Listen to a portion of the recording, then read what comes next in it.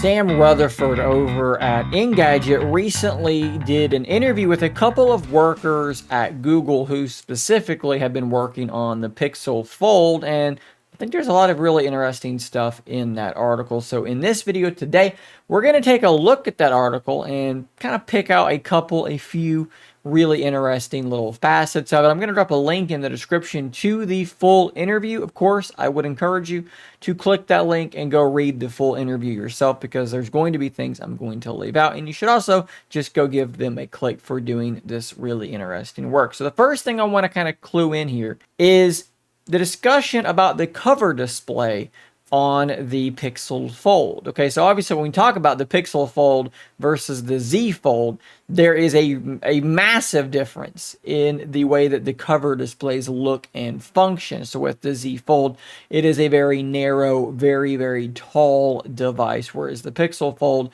is a whole heck of a lot shorter as well as a lot wider. And I think a lot of us have wondered what was, Google's thinking when it comes to this approach, going with this approach, because so many foldables have leaned towards this very tall aspect ratio. Really only the Oppo Find N and N2 have gone with this more narrow, shorter approach. And it appears as though Oppo and also OnePlus are going to be leaving that behind, leaving Google as the only one still doing this. So let's look here quickly at that bit of the interview. So Sam says, the first thing I noticed during my hands-on was the Pixel Fold's shape. Instead of having a long, skinny, baton-like chassis similar to the Galaxy Z Fold 4, Google opted for a wider frame, more like a passport, which was an intentional decision by Google. Huang, who is a PM, product manager would be my guess there, on the Pixel Fold team, told me that, quote, when we talk about the Pixel Fold, we often talk about the outer display first. Huang went on to say that more than half of the interactions people have with their phones, they have found to be very brief, less than 2 minutes. And I think that that's probably pretty accurate.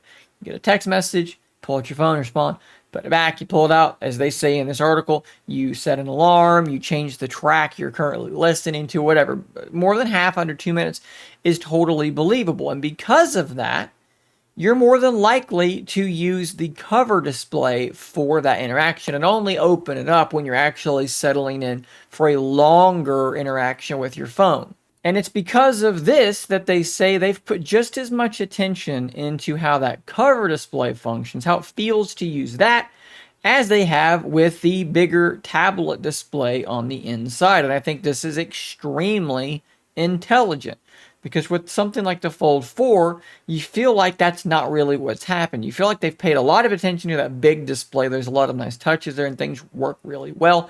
But that cover display always has felt a bit like an afterthought. It doesn't feel like using a normal phone. It feels like using a very narrow, very skinny, weird phone that you don't really enjoy using all that much. I'm speaking from my own perspective. I'm sure there's some people that love that cover display, but for me, it's never been all that comfortable. It's too tall to properly reach the top of without using some software to help out. And it's too narrow to properly thumb type. So I wind up in instances where I probably would have been happy to just use the cover display, opening it up and using the much larger tablet display, because it's just so much more comfortable. With the Pixel Fold, they aim for you to feel just as comfortable on either screen, and I think that's a pretty smart decision. Now, later on in the article, they actually talk about something that I'm going to have to be convinced that they're correct on. They talked about that taskbar. Let's switch back over here again. We launched a taskbar with Android 12 in March of last year, and the first version was basically a pinned taskbar that you had to long press to hide and long press to show. But as we did more testing, users said they found that behavior a little clunky. So instead, we refined it to a more transient taskbar where you can access it with a short swipe, drag any app into split screen, and then it automatically closes when you are not using it.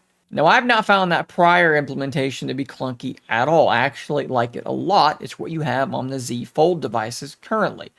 I, granted, never hide it, though. I leave that taskbar there all the time so that I can quickly switch apps or split screen apps very easily.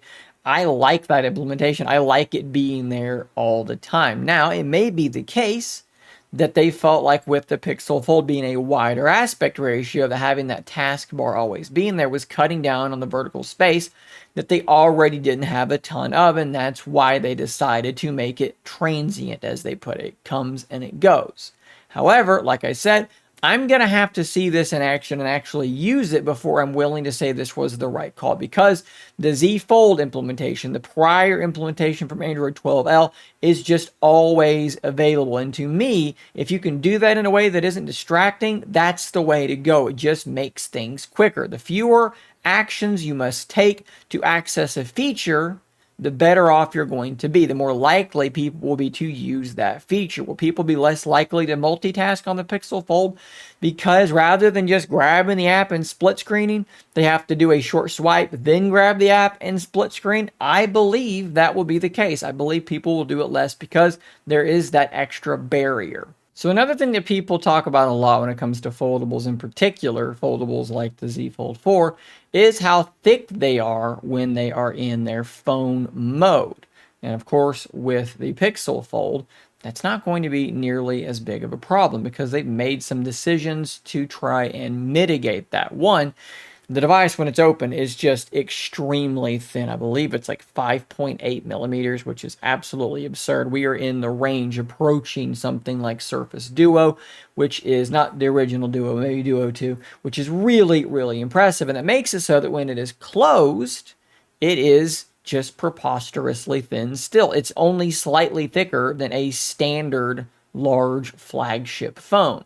And they talk a bit about why they've gone that road, saying, quote, "We realize that if this thing was thick and bulky, it's not something you'd really want to have in your pocket all day long. I think the thing that was a key enabler was the hinge. How the thing is architected drives everything around the foldable display. It's kind of symbiotic." They go on to say, what you see in most foldables is that you'll have hinge mechanisms across the full length of the hinge at 3 or 4 different spots. But the thing is that now that you have hinge components in the middle of the device, that drives the thickness of what we call the stack, and then you have the display on top. So with most hinges and most of these foldables, there are hinge mechanisms in the middle of the device making it thicker. And this goes back to the debate about the borders, the bezels, the chin, the forehead on the Pixel Fold. And we've talked about this in a prior video, but if you look at the chin and the forehead, what you'll see is hinge mechanisms actually up there at the top and at the bottom, just like with Duo and Duo 2.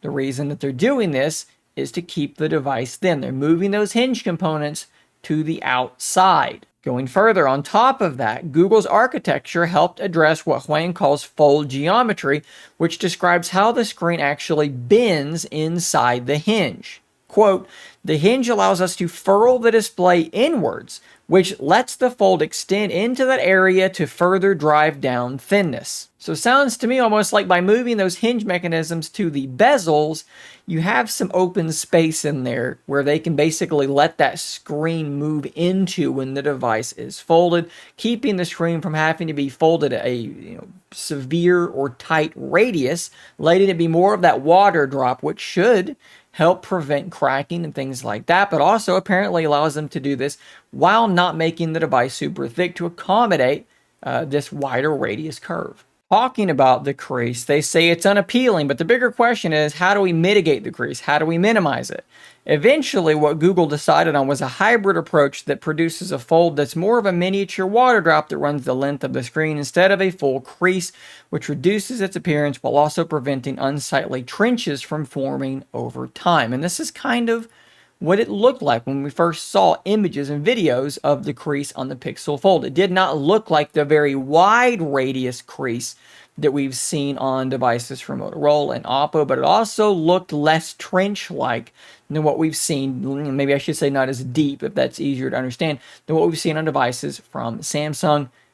All of that pretty much lines up to what we had observed with our eyes already. Now, guys, there are still more things in this article that I did not cover, but those are the big takeaways for me. Like I said, I'm dropping a link to the article in the description down below, so definitely go give that a look and see what else you can find in there.